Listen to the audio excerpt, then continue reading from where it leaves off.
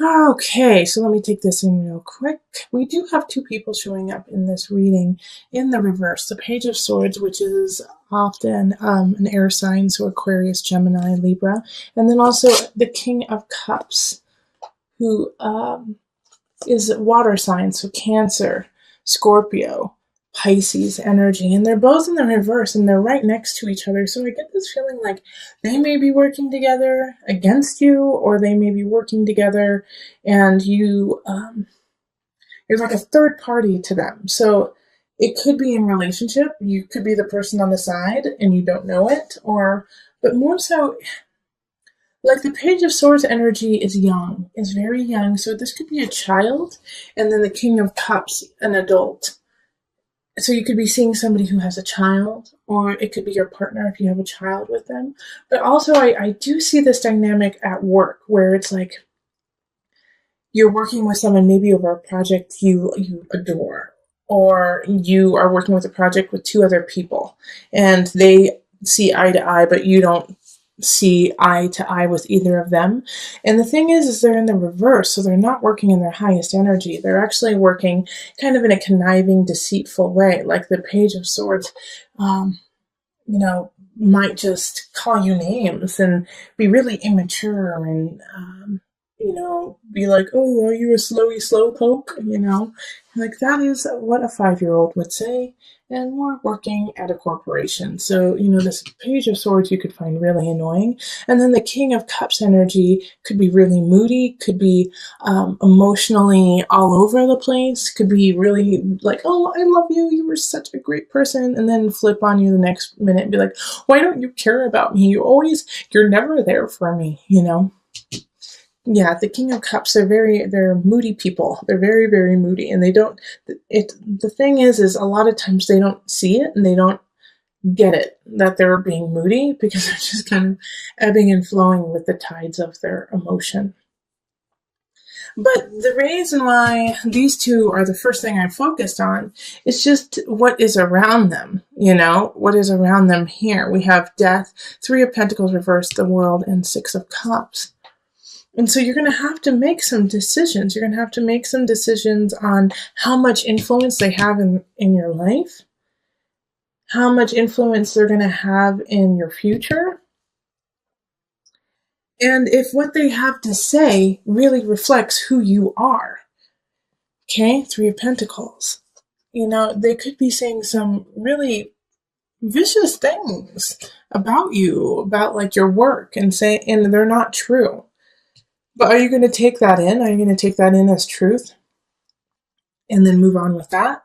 Or are you going to put up a boundary, between you and these people who are not working in your best interest? And you have choices there because they're going to give you some chances to get out of that situation or to lessen your interaction with them. And it's going to be up to you to jump on that. Instead of, I do feel like some Sagittarius people are going to feel like they have something to prove, like they can handle these two. And so they're going to be like, no, I'm not stepping out. I'm going to, you Sagittarius, you guys are going to, try to puff up your feathers and be like, I'm not stepping down. But is this worth it? Because with the Death card here, it's like, that's not in your best interest. This is a Scorpio card. This is a Pluto card. Death being here is like, yeah, no, look a little deeper. Like, this is not what it's truly on the surface.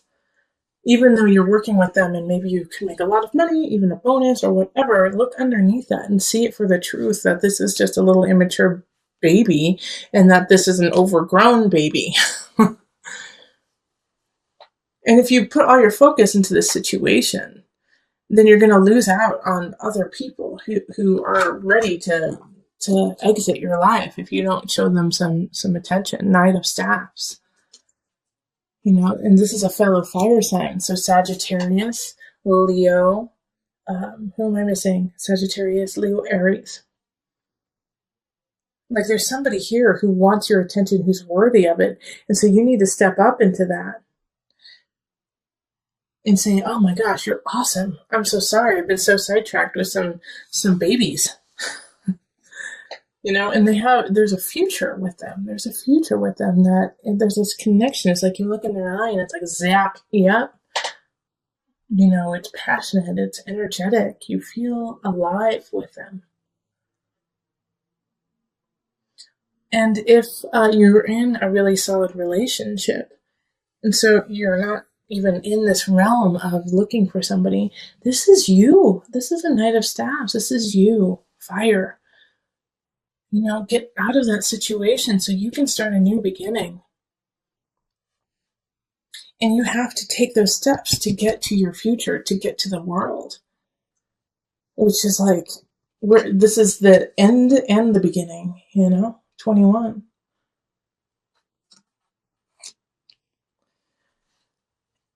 And I love that the world right here is linked with the Wheel of Fortune, okay? Like you have to see the Knight of Staves is turning their back on all of this.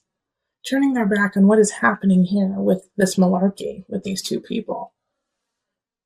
And going off on their own adventure. You have to let this die. Okay? So that you can come down to the Wheel of Fortune. So that you can come down to your Jupiter, your expansion. We also have the Three of Cups, and this is linked to the World and Wheel of Fortune, and also the Three of Pentacles too. And I can totally see why it's linked here, because you have to, once again, create that boundary, because they're going to try to sway you out of your future, these two people. They're going to say, no, you can't do it. You're not worth it.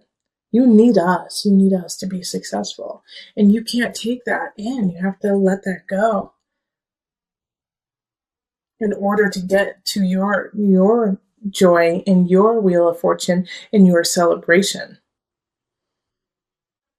And I do want to put a spin on this too, that it's not just work. I do feel like for a lot of you guys that it's going to be in a work situation, but this could be in a family dynamic. Like this could be sisters, a sister and brother. This could be mother, father, who are just breathing down your neck on what you need to be and who you need to be and what you need to do. So just pay attention to if you start to feel smaller, if you start to feel like, well, I can't do it. No, I'm not good enough. Figure out, take stock in that and be like, where did that come from? Where did that self-doubt come from? Who seeded that within me? Bing, bing, bing, bing, bing. Page of Swords, King of Cups. This could be a spouse and a child, This could be your husband, wife, and your son or daughter. Not saying that they're bad and that you need to cut them out, but you do need to sometimes create boundaries even in the family setting so that they do not rule over your soul. Okay, so we're going to pull from the Mother Wisdom deck for some added guidance. Mountain, Presence. The same cards keep popping up in the Mother Wisdom deck. I'm pretty sure another sign got this. Mountain. All right, let me read you just a tidbit from it. But stay strong like a mountain. And presence. This really speaks to also the collective reading of looking forward. Children live like the Buddha. For them, the present moment is the only moment. They embrace what life offers breath by breath. One moment a child may be awash in tears and the next chasing a butterfly. With each experience of the present, we too have the opportunity to be more fully alive. Where are you in the here and now? Are you worrying about a note that came home from your son, or have you escaped into a fantasy of another kind of life? If so, Mountain asks that you return to the present. Presence gives us a much-needed still point. Shifting seasons and fleeting lives circle Mountain's immovable mass. Her sure center serves as a world axis connecting the earthly plane to the heavenly realm. Around the world, mountains inspire worship and demand mindfulness. When you draw this card, let presence become your practice. The ascent of mountain's steep slope serves as a walking meditation. If you are not present, you will slip and fall. If you fixate on conquering the peak, you will miss the flowers along the trail. Cultivating an awareness of each step allows anxieties to drift away. By the time you reach the top, a rarefied silence will quell any lingering agitation. Poised between heaven and earth, this is the best place to fall in love with presence, your own divine beingness that exists only in the now. Okay, but we have the Queen of Pentacles, and they're, the center of the remainder of November. So this is an Earth sign, Virgo, Taurus, Capricorn energy. And since I picked this extra card, the gift, I really feel like they're a gift to you. They're going to kind of help you in connecting yourself to a new beginning, a financial wealth beginning, something that, could create a new future for you. But however, the only way that this is going to come in is if you don't stand idle with fear. Okay, the Nine of Swords is looking at fear, taking it, being right in front of it and dealing with it instead of standing frozen. Don't freeze up, unless you're planning, take time to plan. I love planning. I have a lot of Virgo. But the Nine of Swords is like you can't freeze in the face of fear. And the Queen of Pentacles, I think, may be offering you a situation, a new job, a new relationship that will lead to a plethora of abundance. But you have to take the first step. Nine of Swords. Even though you're scared, you're going to have to quit that job. Even though you're scared, you're going to have to finish that project and move on. Ten of Swords it's an ending. There's something happening in career and work. And if you listen to my November reading for you, then you would have known that I focused a lot about work and relationships within the work environment. And so this is saying, yeah, it's time to let it go. Something's not working. You gotta cut ties so that you can have this gift come in. And I know it's going to be hard because in relationship, there's some people who don't have your back, who are not like, okay, follow your heart, follow your dream, go for it. They're like, why the hell would you leave such a good job? You've got benefits. It's 9 to 5. It's easy to do. Why would you leave it? You're throwing away a good situation. And, there's always going to be somebody who's against you. There's always going to be somebody who's against what you believe and what you need to happen in your life. Now, with this, though, as you are leaving, this is the Virgo in me talking to you, and maybe I am your Queen of Pentacles right now, like, go for it. However, make a plan. However, when you leave, don't leave willy-nilly and be like, oh, I'm just going to leave it. Come 100% up to Source. Source gave you a body. Source gave you a mind. Source gave you a heart and intellect. Use it. Okay? When people say, it does kind of drive me crazy when people are like, I'm just going to leave it up to God. If this is your life and God gave you this beautiful vessel and gave you this beautiful heart and this beautiful mind and this beautiful spirit, how dare you not use it? How dare you stand idly by and just be almost passive, be, I hate to say it, lazy? God didn't give you this vessel to sit around. God gave you this vessel to make a change, make a positive shift for you and around everyone around you.